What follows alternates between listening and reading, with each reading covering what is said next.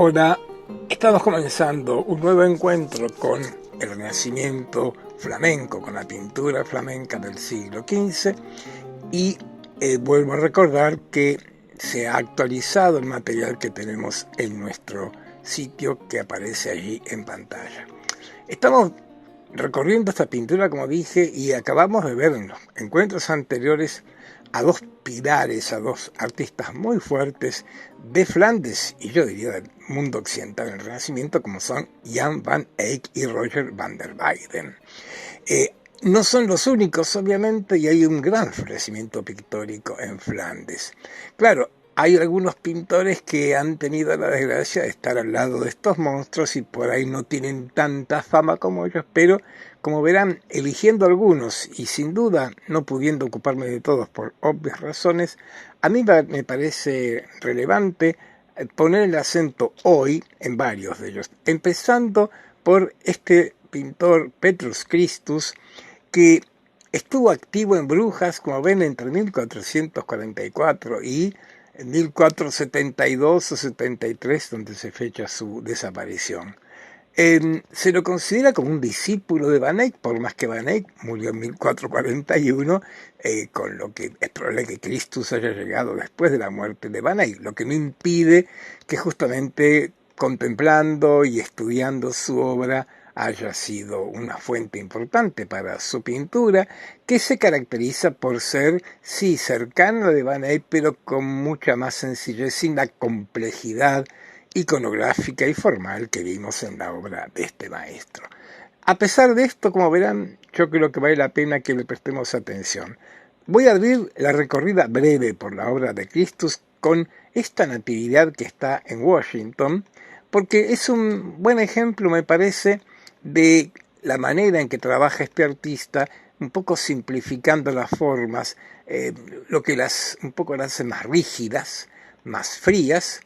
Pero acá me importa más que otra cosa, además de la espléndida riqueza del color que corresponde y caracteriza esta pintura flamenca, el marco arquitectónico donde Petrus Christus ha colocado esta escena de la Navidad. Porque es un ejemplo bien interesante. Miren, si la fecha es correcta, estamos a mitad del 1400 y el ejemplo, digo, interesante ¿en qué sentido? En que si miramos la forma de este arco, es un arco de medio punto. Petrus Christus enmarca su escena dentro de un arco de medio punto, y lo digo de esta manera porque cuando digo arco de medio punto hago referencia al arco romano, algo que por esos tiempos al sur, en Italia, en la Toscana, en Florencia, comenzaba a ser reutilizado por el llamado Renacimiento italiano. Claro, junto con este arco de medio punto, que no es el arco apuntado gótico, hay elementos de la tradición gótica. Todas esas esculturas que coloca Petrus Christus, desde Adán y Eva, ¿los ven? Adán a la izquierda, Eva a la derecha, ¿sí? Y las demás escenas, sí, recuerdan las arquivoltas de los arcos góticos. Por eso, bien interesante esto como una especie de primer encuentro entre la tradición flamenca más cercana al gótico y la italiana. Estoy marcando esto porque es uno de los caminos que iremos viendo de cómo estos dos grandes centros artísticos, Flandes al norte, Italia, el centro norte de Italia, la Toscana ante todo, empiezan a tener algún contacto. Por ahora van siguiendo caminos bastante independientes y sin duda vamos a celebrar que ambas tradiciones encuentren un lugar donde estén unidas. Esto falta no mucho. Decía que Christus me importa por algún aporte que podemos considerar renovador en la pintura flamenca y no tiene que ver con estos cuadros de carácter religioso, sino con los retratos. Elegí presentar primero este retrato de Edward Grimstone, como imaginan, un inglés en la corte de los duques de Borgoña, claro, que presenta una novedad. No diría que es el primer ejemplo, pero de los primeros ejemplos en que un retrato flamenco, como estamos viendo acá, no tenga ese fondo neutro, oscuro, que vimos en Robert Campaign, en Jan van Eyck, en Van der Weyden. Acá Christus ha ubicado a su retratado en un ambiente arquitectónico, con una perspectiva intuitiva, con ese óculo a la derecha que es la fuente que trae la luz hacia su retratado. Esto no es poco porque justamente esto va a marcar una importante renovación dentro de la retratística flamenca como este que estamos viendo acá. Algo parecido con este cartujo anónimo. Lo quise mostrar muy de cerca, ya lo veremos completo, pero ya están ustedes viendo que detrás de él hay un fondo que no es neutro, que no es planamente oscuro, hay luz a la izquierda, más oscuridad a la derecha, y quise ponerlo primero que nada ahí muy cerca para que advirtamos las cualidades de Christus, de Petrus Christus, quiero decir, el detallismo, la minuciosidad con que reproduce los rostros, y en esto justamente es obvio que tiene un referente con los grandes retratos de Jan van Eyck y de Van der Weyden. Ahora lo vemos completo, y como vemos, este hombre está dentro de un espacio, no está en un espacio neutro, sino que está dentro de un espacio con una sutil pero efectiva profundidad. Vean la sombra a la derecha, la luz a la izquierda. Y un detalle interesante en muchos aspectos que lo acercan también a la tradición de Jan van Eyck. Está muy chico todavía. ¿Ven abajo? ¿Ven que el cartujo está detrás de un antepecho de una banda horizontal en la que hay un insecto además? ¿Sí? ¿Lo ven? A ver, vamos a ampliarlo. Porque ese antepecho que pinta Petrus Christus recuerda algunos de los retratos de Van Eyck, recuerdan el Leal Souvenir, que tenía también una especie de antepecho con escrituras. Acá incluso fíjense que está firmada de alguna manera este retrato, y llama mucho la atención la mosca. A todas luces podríamos dar dos interpretaciones.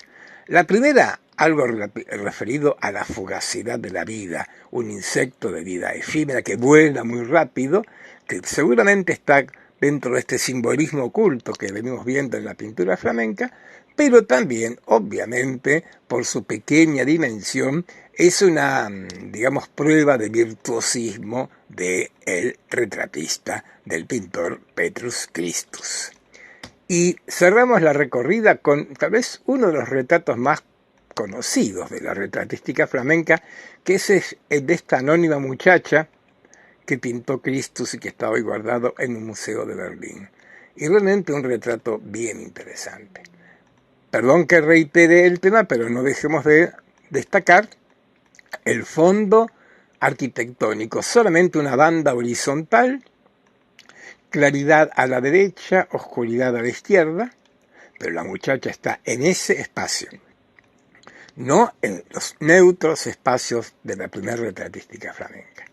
Y luego el retrato, bien particular, y creo que llama mucho la atención esa muy especial mirada de la chica, esos ojos almendrados que nos contemplan con una expresividad que hasta es un tanto ambigua entre temerosa y al mismo tiempo dura. Acá aparece lo que venimos marcando. Voy a ampliar la imagen, ¿sí? Ver ese collar con que se adorna la muchacha y sobre todo su rostro, decía algo que venimos advirtiendo en los retratos, que se refiere a la expresividad, a cómo un rostro transmite un temperamento, transmite un estado de ánimo, a cómo se comunica con nosotros.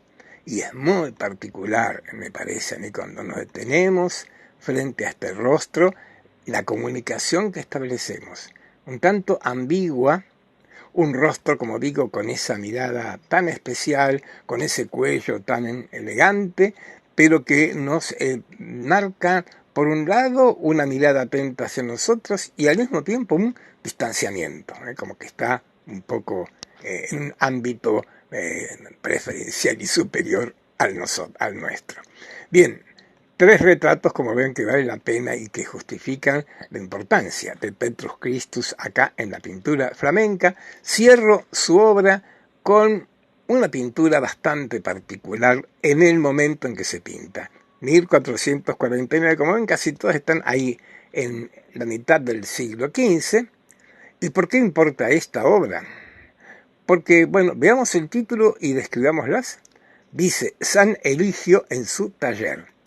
El hombre vestido de rojo es un santo, orfebre.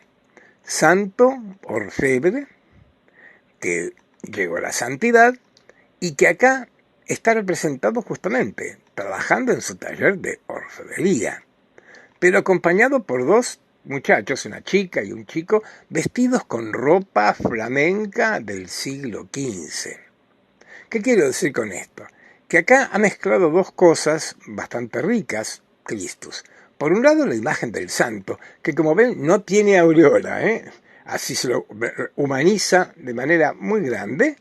Y por otro lado, la parejita, que evidentemente, vean la mano de la muchacha, está comunicándose con él y a todas luces, por lo que nos describe lo que tiene esa mesa de trabajo el santo, ha llevado piezas de oro, de plata, para que el orfebre haga las alianzas para el matrimonio. Con lo cual es muy interesante esta pintura, porque por un lado es una imagen religiosa, pero por otro lado es de las primeras pinturas donde se representa lo que se va a llamar una escena de género, es decir, una escena donde está ocurriendo algo cotidiano. Una pareja, un orfebre, que tiene su mesa de trabajo abierta a una plaza. ¿Ven el espejo que está a la derecha, abajo a la derecha? Ese espejo que sin duda nos puede hacer pensar en el matrimonio Arnolfini de Vaneyck seguro, pero también está mostrando el reflejo. A ver, vamos a ampliarlo. Porque el espejo nos muestra lo que está del otro lado, que es la plaza de una ciudad en la que hay 2 personajes mirando. Es decir, que este es un puesto bastante frecuente en el comercio de la época, en que está abierto al espacio público. Sí, por supuesto, y también el espejo hasta el día de hoy es un recurso utilizado para prevenirse de posibles ladrones, seguramente. Pero en cualquier caso, está ambientando esto en la realidad cotidiana de una ciudad flamenca del 1400.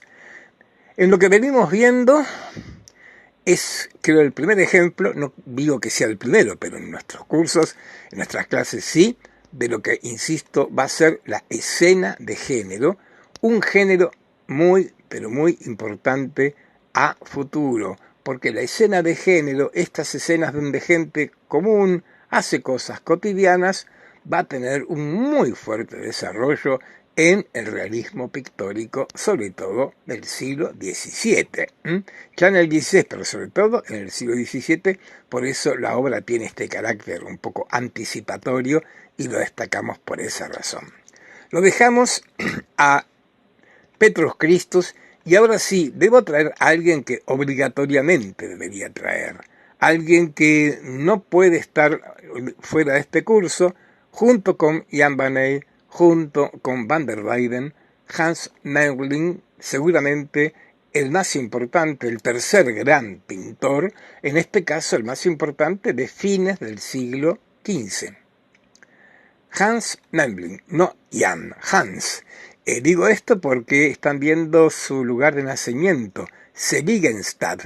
Esto es una ciudad de la región de Darmstadt, Alemania. Hans Memling era alemán, formaba parte o había nacido dentro del Sacro Imperio Romano Germánico, lo que explica lo que sigo colocando acá.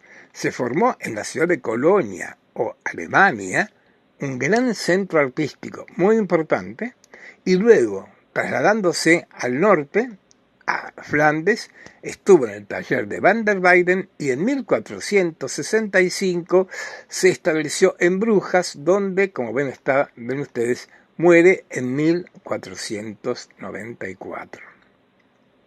Para seguir refiriéndome a la imagen que tienen en pantalla, como ven, Jan van Eyck no es el único que tiene monumento en Brujas.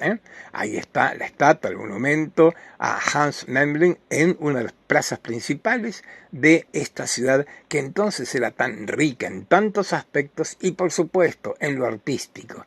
Y que bueno, ha homenajeado a sus grandes pintores como lo estamos viendo en este punto. La vida de Memling tiene un dato que es imprescindible que planteemos.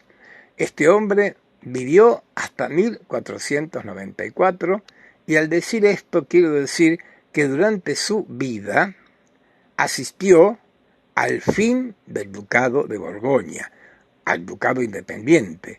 Recordemos, ya lo planteamos hace algunas clases.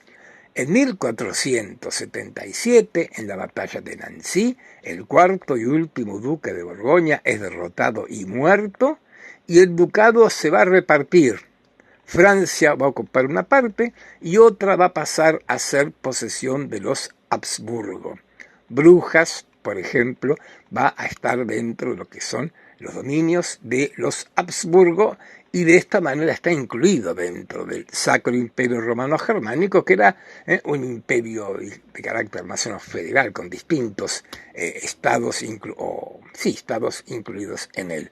En este sentido, Memling también cierra el ciclo de oro de la pintura borgoñona, porque, insisto, después de Nancy, Brujas forma parte, repito, de los estados asociados con la familia de los Habsburgo, nada menos.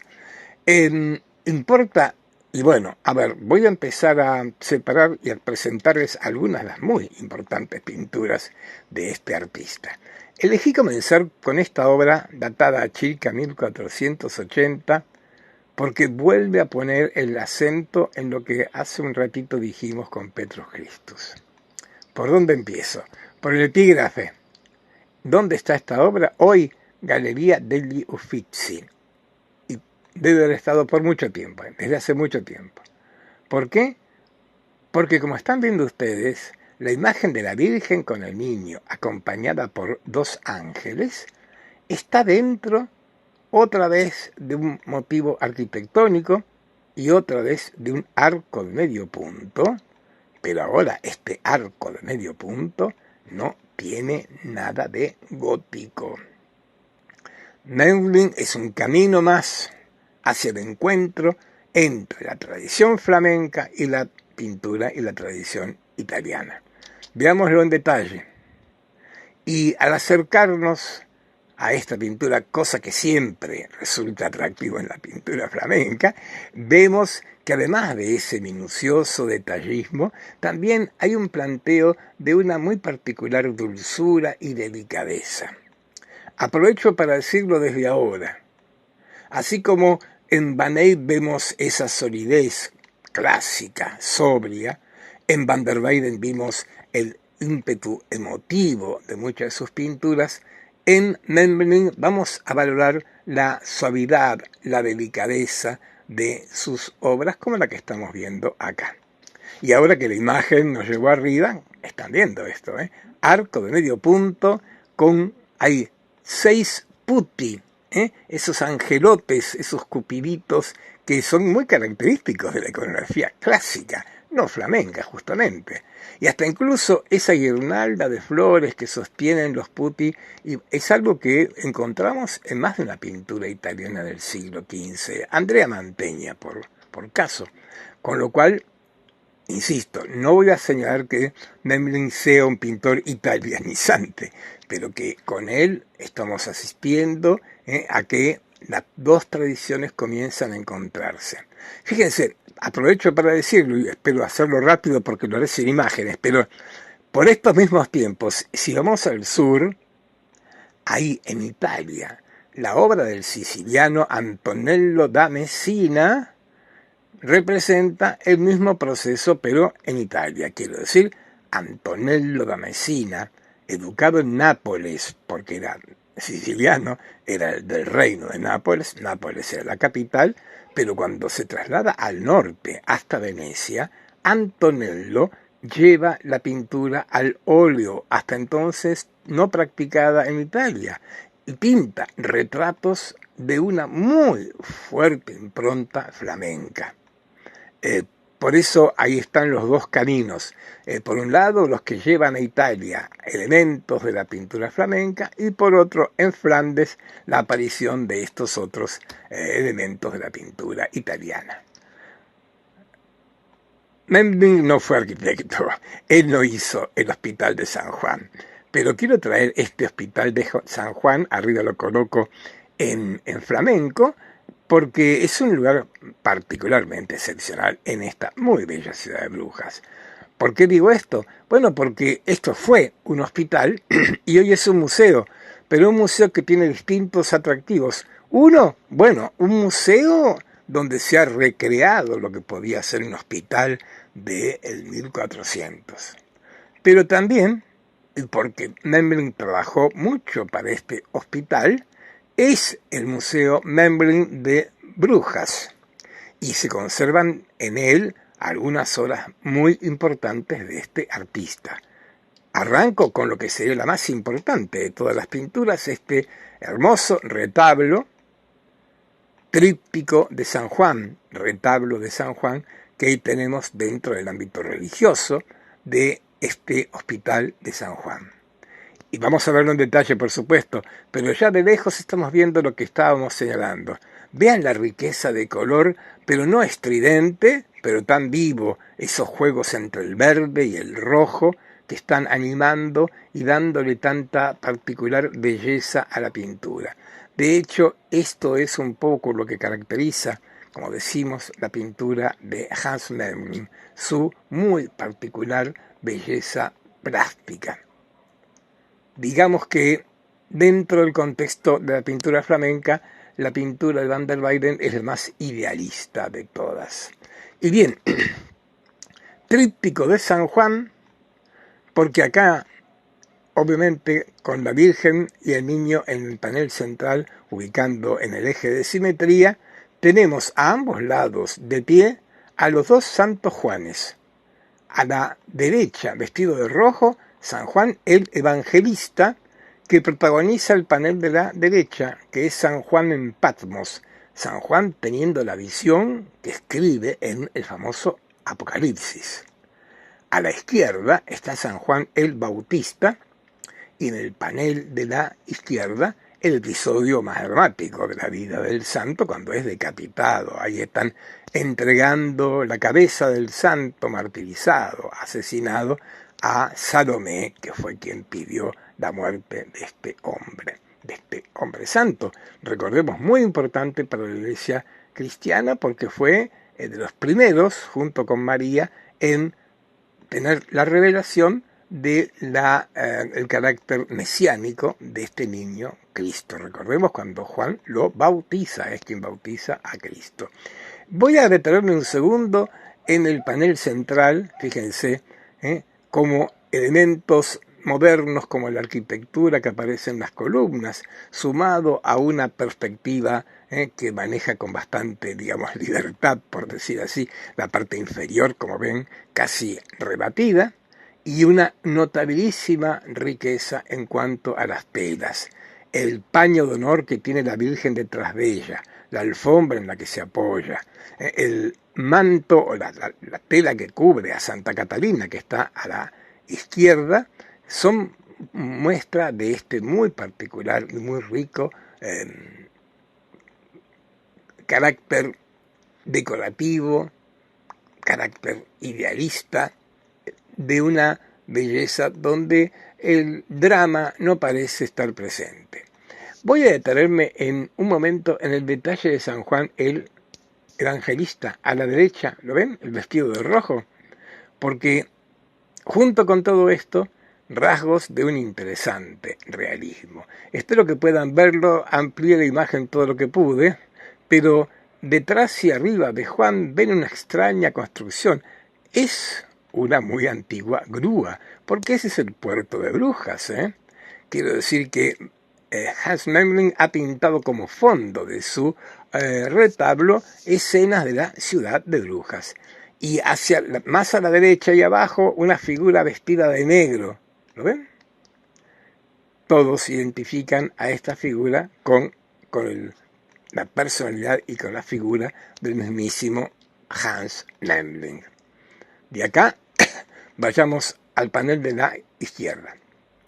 Quiero ir a él porque hablo de un Memling pintando escenas con tanta suavidad, con tanta dulzura, y acá tiene que vérselas con un episodio terrible, como es la decapitación del santo, con el verdugo que coloca su cabeza sobre la bandeja que está portando Salomé, y sin embargo, creo, podemos verlo, por el colorido, por los gestos, no ha puesto Memling un énfasis en el carácter trágico, terrible, violento del episodio. Lo traigo como una buena manifestación de lo que es su estilo, donde la dulzura, la suavidad están dominando incluso en una escena como esta que podría prestarse para una imagen muy fuerte. Pensemos en otras decapitaciones de San Juan. Estoy pensando la primera que me aparece, Caravaggio, la pintura que está hoy en la Catedral de La Valetta en Malta, una escena terrible. Bueno, claro, Caravaggio, lo sabemos, pero en el caso de Hans Memling, como en este y en otros ejemplos, donde aparece un martirio, la imagen no tiene tanta fuerza, o por lo menos no pretende exagerar el dramatismo. Vean el caso de Salomé, tan bien vestida, y su expresión es un tanto de indiferencia para ponerla en rostros de la pecadora Salomé, ya sabemos, ¿sí? En el otro lado, Juan, el evangelista, teniendo la visión del Apocalipsis, nada menos. Ahí lo tenemos vestido de rojo, en una roca, porque está en la isla de Patmos. A lo lejos podemos ver los famosos 4 jinetes del Apocalipsis, que está presente en su descripción, y un montón de elementos de carácter simbólico que están visualizando distintas figuras y situaciones que Juan presenta en su famoso texto del Apocalipsis. Es interesante porque estamos en el 1400. Por el 1500 vamos a tener algún artista muy entusiasmado por lo apocalíptico, pero que, como ven otra vez acá, Memling está pintando el fin del mundo, está pintando el apocalipsis, y otra vez debo advertir que su estética lo lleva a convertir hasta en amable, en delicado, este momento que tiene sin duda todo un muy fuerte dramatismo. Avanzamos. Ahora una pintura que tiene el Museo del Prado, este tríptico de la adoración de los magos. Lo verán como tríptico de la Epifanía, porque de eso se trata, y me parece un arte interesante por varias razones, porque sigue marcando la mirada más moderna de Van der Weyden, de Hans Memling.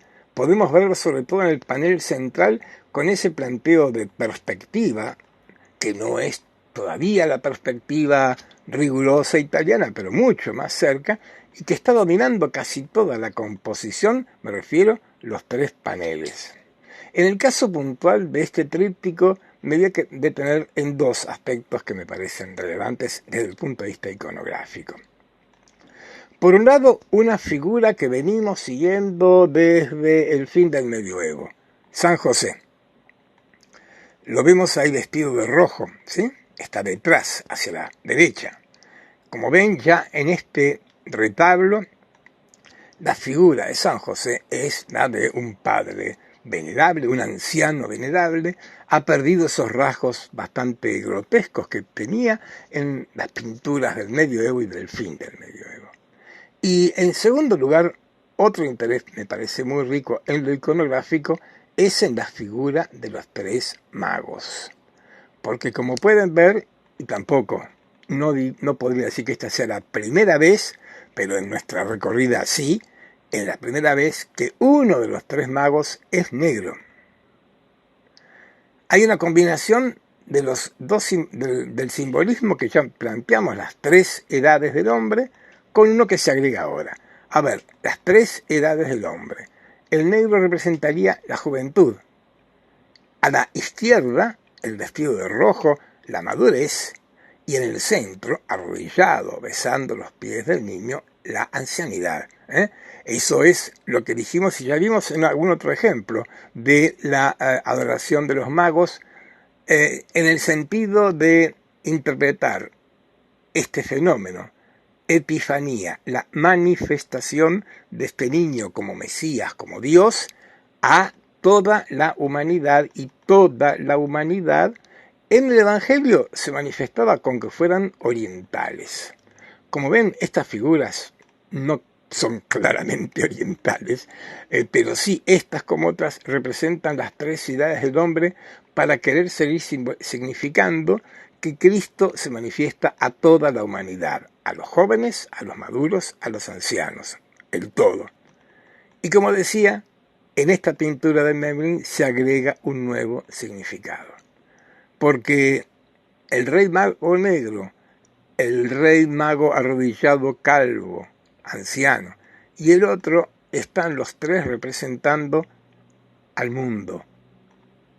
El mundo, a mediados del 1400, es Europa, Asia, África, los tres continentes. Aún no apareció América. Y entonces esta simbología de los tres continentes en las tres figuras también sigue poniendo el énfasis: Jesús llega para todo el mundo. Tenemos entonces el negro representando obviamente a África, el anciano a Asia, la antigüedad proverbial de Asia, y obviamente a la izquierda el maduro es Europa, desde ya el que está en la plenitud, porque por supuesto la pintura está hecha de la perspectiva claramente europea. Bien, voy a dejar acá este retablo y voy a ir a otro, en este caso seguramente un retablo familiar, doméstico. Es un díptico, Miren, 31 centímetros de alto por 24 de ancho cada uno de los dos paneles, que como pueden ver hoy están en dos museos distintos y en dos continentes distintos. El panel de la derecha, que representa la Verónica, está en Washington, en la National Gallery. El de la izquierda, que representa a San Juan el Bautista. Recordemos, San Juan el Bautista lo reconocemos por ese cordero que lo está acompañando ahí. Ese está en Europa, en Múnich. Traigo este díptico porque me parece bien interesante en algo que ya apareció en algún otro ejemplo, pero acá creo que se hace muy notablemente evidente. ¿A qué me refiero?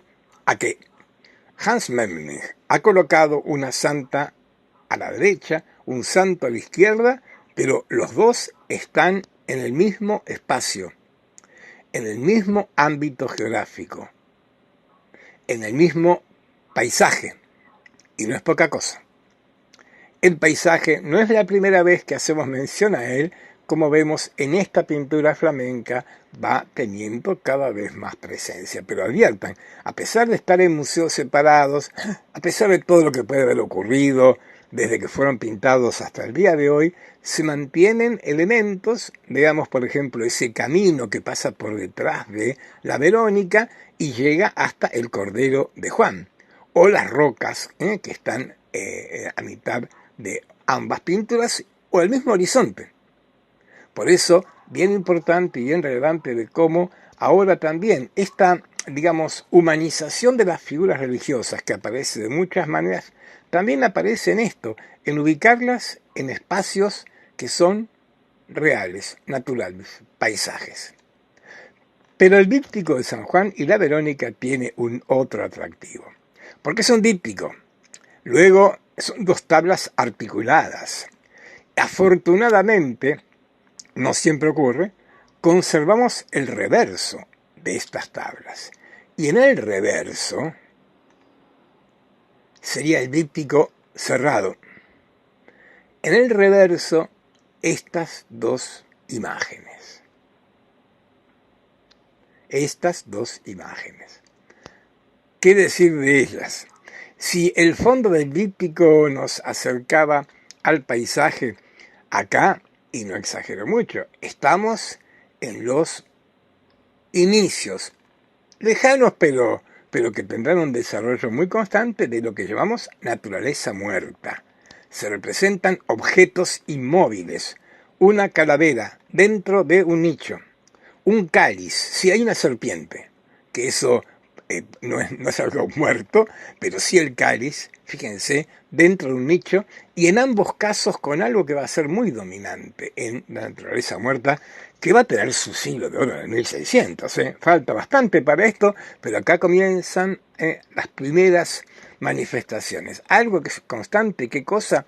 Lo que podríamos llamar el trembloeil, porque cuando miramos cualquiera de las dos tablas, podemos pensar que estamos frente a un muro en el cual está abierto un nicho cuadrado, el de la derecha, con el arco de medio punto, el de la izquierda, y con un muy fuerte e impactante efecto de luz y de sombra, claro, de claroscuro. Iconográficamente, y bien, sí, es muy particular lo que pasa a la izquierda, porque ese cáliz con una serpiente es un símbolo de San Juan el Evangelista, no el Bautista. Con lo cual se han mezclado ambos santos que con frecuencia terminan un poco confundiéndose. Un atributo de San Juan el Evangelista es un cáliz con una serpiente que alude al momento en que intentaron asesinarlo con una copa envenenada, y la presencia, la aparición milagrosa de esta serpiente advirtió y salvó la vida del santo. A la derecha, más simple, no está vinculado ni con San Juan ni con la Verónica, sino tiene un carácter más bien general, y lo dice el texto: morieris, morirás. Es lo que se llama memento mori. Atención con este símbolo, el memento mori, que sería recordatorio de la muerte, porque va a ser algo muy reiterado, mucha pintura religiosa de ahora en más. La calavera es todo un símbolo que tiene bastante presencia en la cultura visual europea de acá en adelante, pero en principio la calavera va a simbolizar o significar la muerte. Como con algunos de ustedes en algún curso que han hecho conmigo hablamos de las vanitas, bueno, esto no es una vanitas, pero va a ser elemento constitutivo de las vanitas. Esas alegorías donde se nos habla de la vanidad de los bienes terrenales. Claro, acá no hay ningún bien terrenal, solamente la muerte. Faltaría alguna flor, faltaría alguna joya, algo que hable de lo rico y lo bello y también fugaz. Pero por ahora esto, el memento mori, insisto, que va a aparecer con bastante frecuencia porque, bueno, recordemos que una de las grandes pilares del cristianismo es la respuesta, como todas las religiones, a el drama de la finitud humana, al drama de la muerte. Avanzamos. Volvemos al Hospital de San Juan para ver otra obra muy interesante de Hans Memling. Lo están viendo allí, lo está viendo la gente asomada a la vitrina. Es el relicario de Santa Úrsula. Unas monjas ursulinas le van a encargar a Hans Memling un relicario, obviamente para guardar reliquias, claro. Fíjense, el encargo es una pintura y mucho más que una pintura. Es el objeto, es todo este objeto que está hecho, lo dice allí, con madera dorada y pintada. Y destaco esto, madera dorada y pintada, porque el otro día cuando hablamos de el retablo de Gante de Van Eyck, recordarán que yo decía, se está evitando todo ese lujo excesivo que tenía el arte religioso del fin del medioevo, que ahora, sobre todo en el norte de Europa, se cuestionaba, y entonces se lo reemplaza por lo que parece ser precioso, pero que no lo es. Bueno, algo semejante, porque esto podríamos imaginar, veámoslo de otra perspectiva, podríamos pensar que este es un relicario hecho de metales preciosos, plata, plata dorada, oro tal vez, y como policromado con esmaltes. Toda una obra de orfebrería. Es bien interesante, repito, porque acá Hans Memling en principio, además de la pintura, proyecta, diseña lo que podría ser una obra de orfebrería, pero realizada en madera, dorada, seguramente con pan de oro, y pintada en lugar de esmaltes, hay pintura al óleo sobre tabla, claro. Bueno, este relicario de Santa Úrsula, que como ven en un lado tiene a las monjas ursulinas arrodilladas frente o al lado de la Virgen María con el niño, ¿la ven? En su lateral cuenta la muy particular historia de Santa Úrsula. Ella que con las 11.000 vírgenes va a viajar a contraer matrimonio con un príncipe inglés, toda una historia muy particular, más una leyenda medieval que una historia religiosa, pero el culto de Santa Úrsula sumamente popular.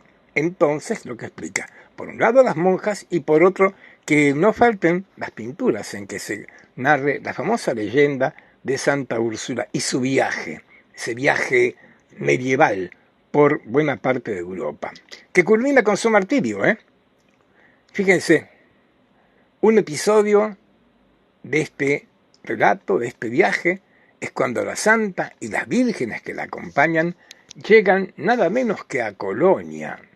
¿Por qué digo nada menos? Porque a Hans Memling se le brinda la oportunidad de pintar esa ciudad que él efectivamente conoció. Y es muy interesante acá, además de lo que es todo este relato, que otra vez nos pone al Memling que cuenta historias con tanta gracia, con tanta delicadeza, además nos da testimonio de cómo estaba la Catedral de Colonia por el 1400. ¿Lo ven allá atrás? Ese edificio gótico, claro. Recordemos que la Catedral de Colonia, que tanto nos impacta, que por suerte sigue en pie en la ciudad de Colonia, fue terminada recién en el siglo XIX. Estuvo inconclusa unos cuantos siglos y así la conoció Hans Memling, así la representa. Y otra vez la vuelve a representar acá, ¿la ven? Allí, arriba a la izquierda. Pero en este caso importa mucho más el martirio de la santa ahí en Colonia. Santa Úrsula es martirizada, ahí la ven, a punto de recibir el flechazo con el cual va a perder la vida. Y bien interesante porque otra vez pone en énfasis esta escena que acabo de presentarles y que elegí de las 6 que rodean todo el relicario, en este Hans Memling que convierte en una escena amable y delicada algo como una muerte. La santa va a ser martirizada ahí en Colonia y sin embargo, como ven, toda la escena tiene esta cualidad como de cuento de hadas o como de cuento, de relato, donde la brutalidad, la crueldad, que sin duda está presente en el episodio, es un poco omitida por este hombre, creándonos otra vez una de estas imágenes tan particularmente bellas y delicadas que caracterizan la pintura de este artista, Hans Memling. Dejamos el relicario y vayamos a ver los retratos de Hans Memling.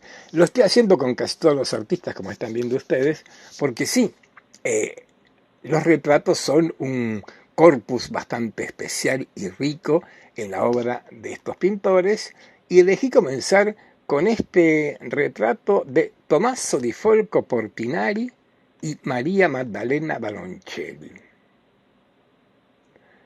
Sí, ¿no?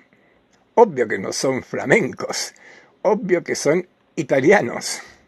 Y no es la primera vez que hemos visto un italiano retratado por un flamenco. Arnolfini, Giovanni Arnolfini. ¿Por qué marco esto? Porque es una prueba de un hecho histórico, y es que la pintura flamenca tenía muchísima más difusión era más conocida fuera incluso de Flandes que la propia pintura italiana. Por decirlo, no van a faltar italianos retratados por flamencos, pero no conozco ningún flamenco retratado por un italiano. Con esto quiero decir que en el 1400 el estilo que domina buena parte de la pintura occidental, salvo el centro y norte de Italia, es lo que podríamos llamar el estilo flamenco.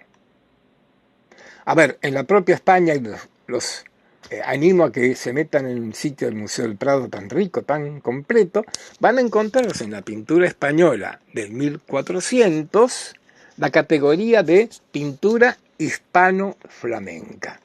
Y cuando vean obras de pintores españoles del 1400, verán que casi no se diferencian de lo que pintaban estos flamencos en esa misma época.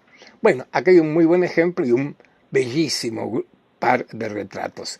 Es más que obvio que estas dos pinturas que están en el Museo de Nueva York sin duda formaron parte de un tríptico.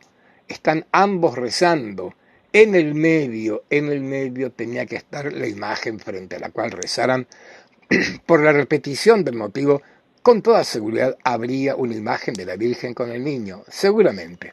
Nos han quedado solo los retratos, pero, insisto, hay que pensar esta circunstancia para explicar por qué ambos retratados tienen las manos unidas, porque están orando. Y también el que estén representados orando contribuye, es un factor que subraya la idealización con la que el artista representa estos rostros. Lo que dijimos, la expresión de los ojos, de los labios, la concentración, la mirada tan atenta que pone acá ahora el Memling en el rostro de Tommaso Portinari es una buena prueba de esto. Nos hemos acercado muchísimo para advertir el detallismo característico de la pintura flamenca, las pequeñas arrugas, cada uno de los pelos en la frente de Tommaso Portinari no dejan de estar representados, pero el clima Memling presente, una imagen con una serenidad, con una calma, con una concentración que son características de este hombre. Diría que la famosa y tan reiterada dulzura de Hans Memling se prestó notablemente para estos retratos que tal vez sean los más idealizados de toda la pintura flamenca. Cuidado, no idealizados en términos de que tengan algún parentesco con la escultura clásica, sino idealizados en términos de estar expresando un estado de calma, de serenidad, de espiritualidad particularmente rico. Si lo ha hecho con Tommaso, mucho más, por supuesto, lo hará con María Maddalena Baroncelli, su esposa, entonces una chica muy joven, a la que representa también con esta mirada tan atenta. Fíjense las cejas tan levantadas, los ojos, porque están mirando nada menos que a la Virgen Madre de Dios desde ya. Y ahí está vestida con ropas espléndidas, con un regio collar, la muchacha orando frente a una imagen que lamentablemente ha desaparecido. Les propongo dedicar apenas un minuto. Yo me voy a callar para que ustedes puedan contemplar este rostro tan particularmente bello.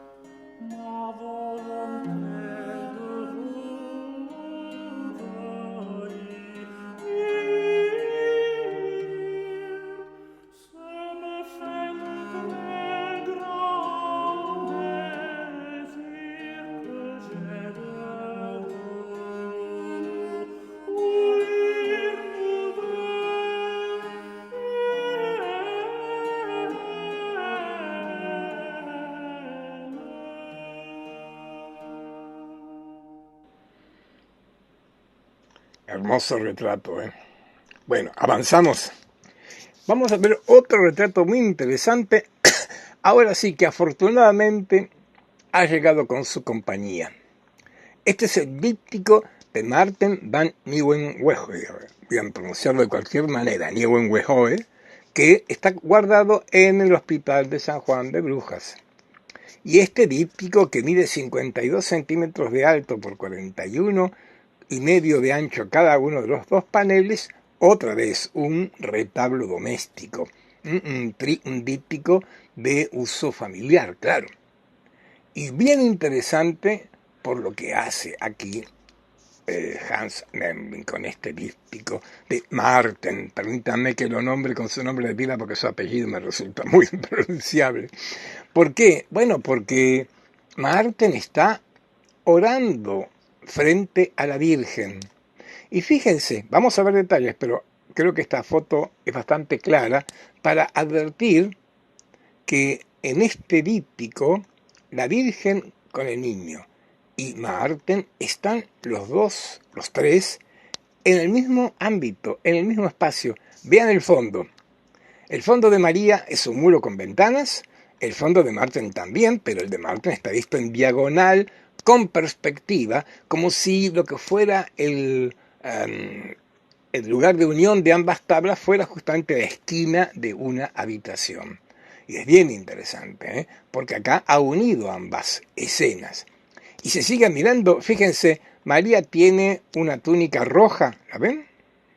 Vamos a ver esto con más detalle, pero fíjense, la túnica roja de María llega hasta abajo, el niño tiene un pie sobre ella, y seguimos mirando, y la túnica roja de María está debajo del libro de oraciones de Maarten. Esto, a ver, ahí lo vemos tal vez con más claridad. Y hay más elementos bien interesantes, pero por ahora marcaría la riqueza del retrato. Otra vez un bello retrato donde, como decíamos, esta cualidad de Hans Memling para representar imágenes con tanta ternura se resalta. El muchacho que está mirando con mucha atención a la Virgen, abiertan los labios entreabiertos. Con esto, Memling nos está manifestando la oración con la cual él se está comunicando con la Virgen. El muchacho de una familia muy poderosa que llegó a tener un cargo muy importante después en la ciudad de Brujas. Y entonces, del otro lado, María con el niño, con esa manzana que aparece con frecuencia en las imágenes de María y el niño. La manzana nos remite a Adán y Eva, y creo que ya aparece en algún caso, nos recuerda que María es la nueva Eva y Cristo el nuevo Adán. El pecado entró por un hombre a causa de la mujer que lo tienta, y el pecado va a ser derrotado también por un hombre y una mujer, María y el niño. Además de esto, veamos detrás de la Virgen. Hay una ventana hacia la derecha, pero a la izquierda hay un círculo, hay un espejo. Hay un espejo que refleja la parte posterior de María, un triángulo, y refleja a Maarten. En ese espejo, ahora lo veremos con más detalle, se está visualizando la idea de que son dos tablas, ahí firmadas como pueden ver, 1484, pero son dos tablas, pero que ambas unen un mismo espacio. El espejo, sí, claro, Arnolfini, decía con cuánta presencia y cuánta importancia tienen en estas pinturas flamencas los espejos. No nos olvidemos, el espejo es la, digamos, imagen más cercana a la pintura que muchos teóricos y muchos artistas están planteando. Bien, otra vez la Virgen con el niño y dos tablas laterales. Antes de avanzar, otra vez el paisaje. Este tríptico Portinari, como pueden ver, es una obra hecha por tres tablas, pero que tienen un fondo continuo. El tema del paisaje con Hans Memling ya está impuesto en estos retablos, y en este caso, como pueden ver, otra vez Portinari, otra vez un italiano. Galería degli Uffizi, otra vez un encargo hecho por un italiano. Recordemos, más allá de la pintura, los vínculos comerciales que había entre estas ricas ciudades italianas. Florencia en primer plano, con las flamencas vinculadas por el comercio textil. Había vínculos, ya lo planteamos cuando vimos el retrato de Arnolfini y dijimos, Arnolfini era un representante de la banca Medici en Brujas, justamente. Y algo parecido ocurre en estos sucesivos retratos.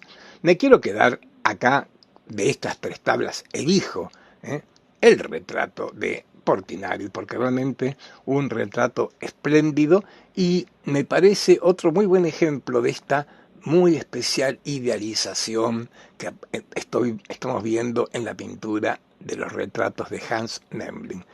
Si repasamos, yo iría a algún retrato de Van Eyck con figuras con una expresión grave, fuerte. Iría a algún retrato de Van der Weyden para advertir su emoción religiosa. Y vuelvo a Hans Memling para ver la delicada dulzura que exponen sus personajes, aún los masculinos, como este muchacho con esa mirada tan particular, con ese tratamiento tan delicado de la piel, de sus rasgos, como lo estamos viendo ahora en esta ampliación. Sin duda que los retratos en toda la pintura flamenca son un capítulo muy especial, y cada uno de los tres grandes, yo diría, me animo a plantear, Van Eyck, Van der Weyden y ahora Memling, tiene su propio y especial matiz en este punto. Muevo la imagen para seguir regodeándonos en el paisaje. Por ahora el paisaje es fondo. Lo venimos viendo, a ver, los que tienen buena memoria recordarán la Natividad de Robert Campin de Dijon. Ya entonces estos fondos donde el paisaje no es menor, donde no se trata de una imagen sumaria, sino que el artista se ha ocupado de representar, como acá lo estamos viendo, figuras dentro de un espacio profundo, figuras con su vegetación, con las arquitecturas, como estamos viendo en este ejemplo. Y de este retrato voy a otro italiano, porque este hombre seguramente es Bernardo Bembo, gran italiano tiene una moneda del emperador Nerón en sus manos. Otra vez retrato con connotaciones vinculadas con la cultura italiana, en cuanto al iconográfico por la moneda, pero también con ese rico paisaje que está presente en el fondo. Memling, ya lo anticipamos con Petrus Christus, pero Memling ya, salvo algún ejemplo, que lo habrá, da por terminado los fondos neutros, planos, oscuros de la retratística flamenca por estos, como en el caso de este retrato, de una muy particular riqueza en términos de color, dado precisamente por el paisaje.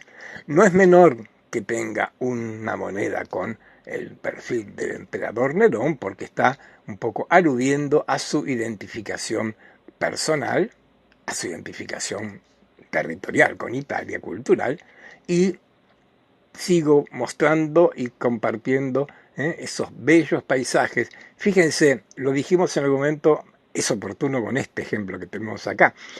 En la pintura flamenca de entonces todavía la famosa perspectiva exacta, lineal, aquella de Brunelleschi, todavía no está presente claramente.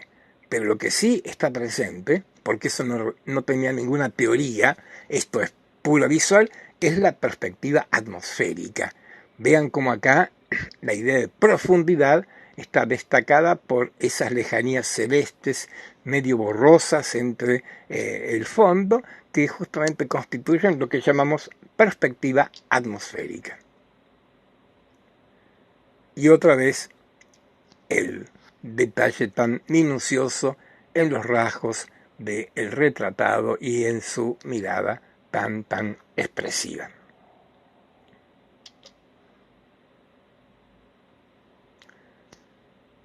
Otro retrato y seguramente un italiano, por ahora el Thyssen no lo ha identificado, habla de un hombre joven y como ya imaginamos, claro, este muchacho como Marten, el que vimos hace un rato, estaría rezando frente a una tabla que tendría a la Virgen con el niño, que se ha perdido por ahora.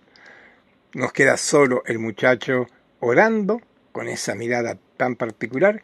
Estamos viendo, esto caracteriza tan fuertemente los retratados por Hans Memling. Y lo más importante en este retrato, esto, ¿qué es esto que acabamos de ver? He dado vuelta a la pintura. El retrato de hombre joven del Thyssen-Bornemisza tiene dos caras. A ver, acabamos de ver algo semejante con el díptico de San Juan y la Verónica. El díptico de San Juan, recordarán, el cáliz y la calavera. Es decir, del lado posterior algo que dijimos podríamos poner en los orígenes de la naturaleza muerta. Y ahora, en el reverso de este retrato de hombre joven, una naturaleza muerta, sin duda.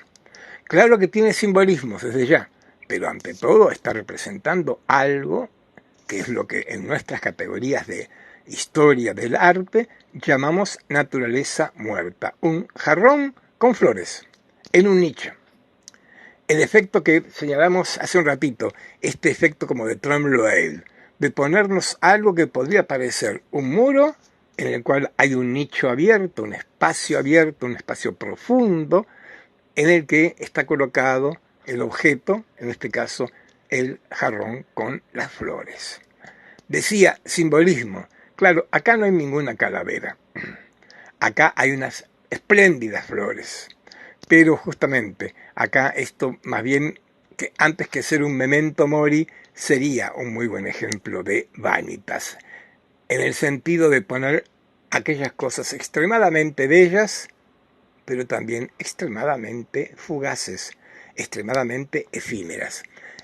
Me animo, puedo equivocarme sin duda, me animo a imaginar que tal vez en la otra tabla, la que no tenemos, hubiera algún memento mori, y entonces sí, sería muy atractivo unir algo de una belleza, de una juventud, de una lozanía espléndida, las flores, con la calavera que nos estaría advirtiendo sí, pero. Estamos en los inicios del fenómeno que lentamente en el 1500 va a ir constituyendo aquello que hemos llamado vanitas. Bien, como ven, la obra de Hans Memling me ha ocupado un tiempo, es sin duda una obra muy relevante, muy rica, muy poderosa, que un poco cierra el siglo XV flamenco, aunque hay otros artistas, sin ninguna duda. Para continuar con ellos, les propongo ahora ver, aunque sea dos obras, pero una verán imposible de dejar de lado, del pintor Hugo van der Goes. La pronunciación en flamenco es otra, pero yo me permito no hacerlo para no pronunciar de cualquier manera. Este hombre había nacido en Gante, Chirica, 1440, y murió cerca de Bruselas, Oudergem, porque Hugo van der Goes en sus últimos años tomó los hábitos, murió como monje en un monasterio cercano a Bruselas en 1482. También él va a trabajar en este Flandes que ha pasado a tener el peso fuerte de la familia de los Habsburgo. Él se trasladó a Bruselas en 1478, como dice ahí la fecha, ¿lo ven? Bueno, un año después de la batalla de Nancy, en la que el ducado independiente termina su existencia. Y como decía, dos obras, en rigor una, pero para no ser tan escasos con él, muestro en primer lugar esta obra bien interesante que está en el Museo de Brujas, justamente, que es La muerte de la Virgen. Interesante, ¿por qué? Porque es un tema raro en la iconografía cristiana. En rigor debería llamarse La dormición de la Virgen. Así la representa Hugo van der Goes con ese colorido, y fíjense que tratándose de un tema doloroso, quienes acompañan a María son los discípulos de Cristo, están llorando su muerte. Sin embargo, el colorido, otra vez, no es el caso de Hans Memling, pero algo semejante hace de esta pintura algo que no tiene el patetismo, el dramatismo. Otra vez se me ocurre la comparación. Es un poco brutal porque, bueno, está separado por unos cuantos años y unos cuantos kilómetros, pero algunos tendrán presente la muerte de la Virgen de Caravaggio y otra vez estamos en la imagen completamente opuesta de la que estamos contemplando acá en este momento. Y como decía, me voy a la obra de Van der Goes, ante todo empujado por una obra, por un retablo. Este que estamos viendo acá, que es el retablo, a ver, otra vez, Portinari, la familia Portinari, cuánta pintura encargó a los pintores flamencos.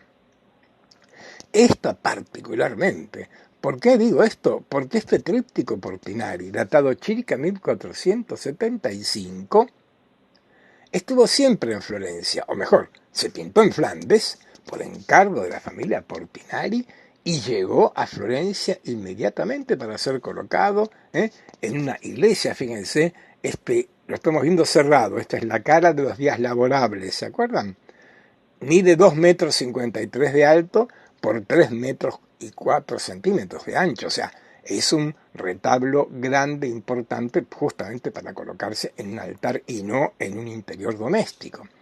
Y ya no es muy novedoso, vimos que cuando se conservan las caras exteriores, como en este caso, cosa que no ocurre siempre, pero como en este caso, es frecuente que el retablo cerrado, el retablo de todos los días, para decirlo rápidamente, el de entrecasa, para usar un término argentino, se pinta así, con grisalla, con muy poco color, pero con mucha referencia a la escultura.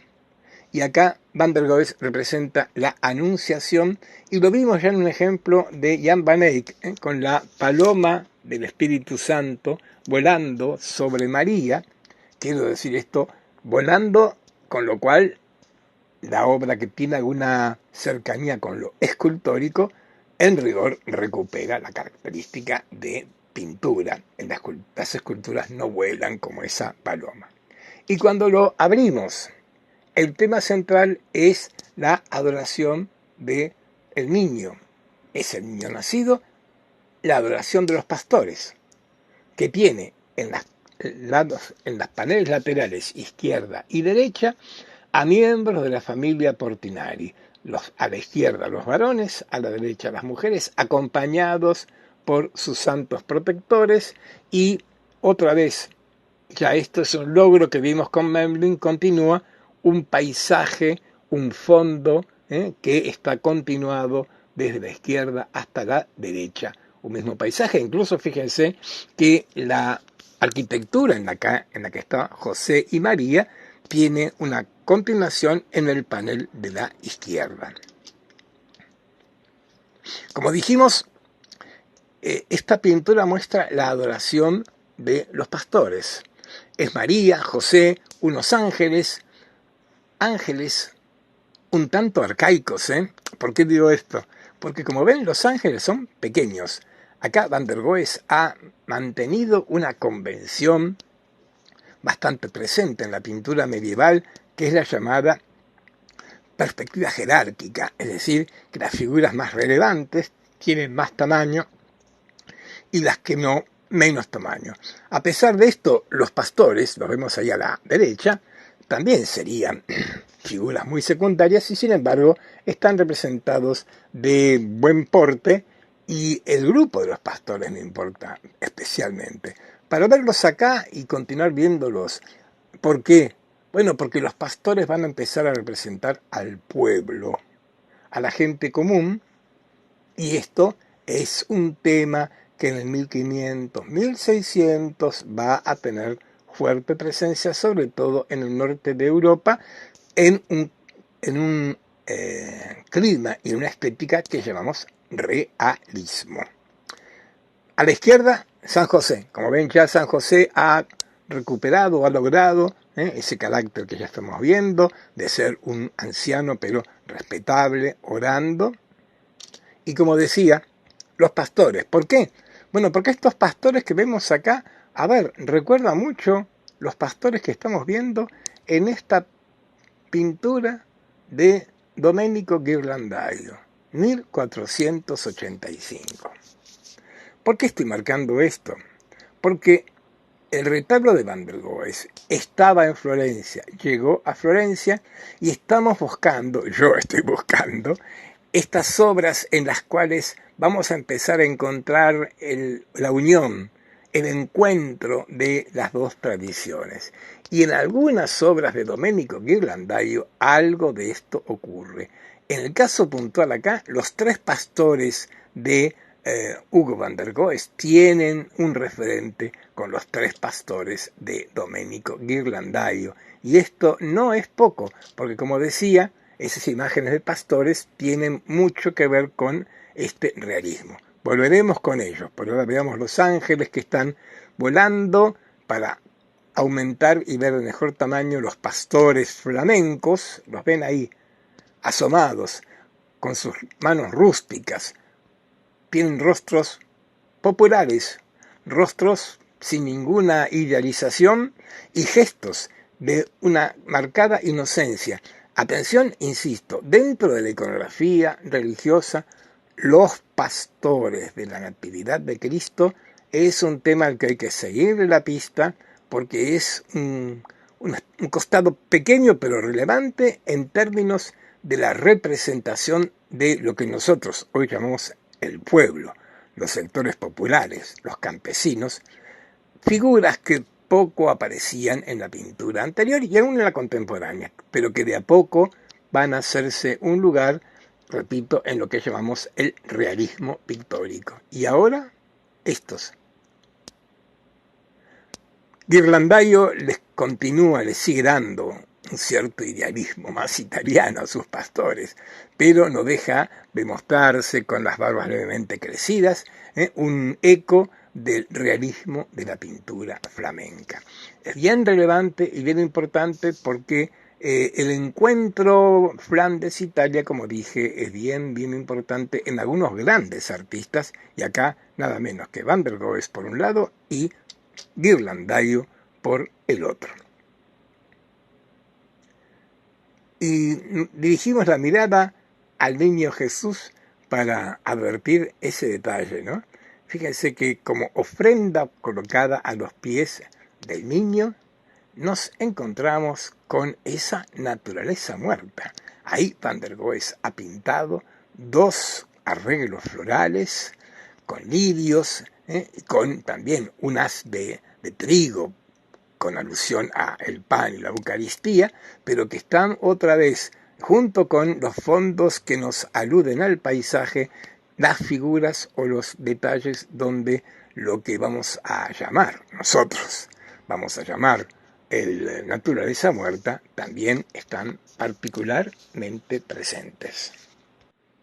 Vamos a cerrar nuestro encuentro de hoy con un último gran maestro de la pintura flamenca de este siglo XV, que como ven es tan abundante.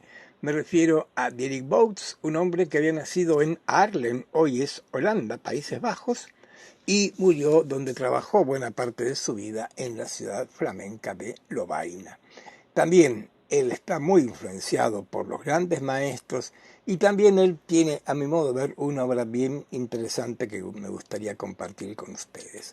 Lo inicio presentando este retablo para comprobar cuán abundante está un poco este recurso, a las tablas para colocar en altares, otra vez el arco de medio punto enmarcando las cuatro escenas que tienen que ver con la vida de María, desde la Anunciación a la izquierda a la adoración de los magos a la derecha, y como ven, en el segundo, tercer y cuarto retablo, un mismo paisaje unificándolos. Hay avances y logros que estamos viendo con otros artistas que ya están completados y aplicados ya imprescindiblemente a partir de ahora. Si traigo a Derek Boats a esta clase, es ante todo por la obra tal vez más importante de toda su producción y sin duda especialmente original. Me refiero a lo que están viendo, este díptico con el tema La justicia de Otón III. Una obra bastante particular, porque tiene connotaciones de carácter moral y hasta indirectamente religiosas, pero ante todo históricas. A ver, no fue pintado para ninguna iglesia este díptico, que por otra parte 3 metros 24 por 1 metro 82 cada panel, es otra vez una obra para colocarse en lugar público. ¿Cuál fue? En la Sala de Justicia del Ayuntamiento de Lovaina. Esto explica esta pintura y como veremos, los poderes laicos, seculares, como en este caso el ayuntamiento, van a empezar también a ser importantes comitentes artísticos tanto en Flandes como en el resto de la Europa del siglo XV y mucho más en el XVI en adelante. Bueno, el tema es muy atractivo desde el punto de vista iconográfico y habla justamente del tema de justicia, por eso el título, La justicia de Otón III. Tiene 2 momentos y 2 episodios. Habría que comenzar a leerlo desde el panel de la derecha que estamos viendo acá, en el que con un criterio, yo diría todavía un poco medieval, vamos a encontrarnos con 2 escenas en un mismo espacio. La primera escena muestra a un hombre de blanco hacia la izquierda, detrás, y la segunda escena, el mismo hombre decapitado. Hay que contar rápidamente la historia. La emperatriz, la esposa de Otón III, quiso seducir a este hombre, un conde, se lo conoce como el conde fiel, porque fue fiel a su esposa y a su señor. Ante el rechazo de su pretensión, lo acusa de adulterio y hace que su marido, que creía ciegamente en ella, el emperador Otón, lo decapite. Es la muerte o el ajusticiamiento de un inocente que, como vemos, vuelvo a la imagen que está detrás hacia la izquierda, este hombre vestido de blanco, como reo condenado a muerte, va acompañado de una mujer vestida de rojo, que es la que está también recibiendo la cabeza de él. Es su esposa, que sabe de la inocencia de su marido y de la injusticia que se está cometiendo. A ver, esto no deja de tener connotaciones religiosas con la historia de José y la esposa de Putifar que se narra en el Antiguo Testamento. Ahí tenemos detalles, otra vez el paisaje, la arquitectura, y en este caso una obra, claro, en que se está contando una historia.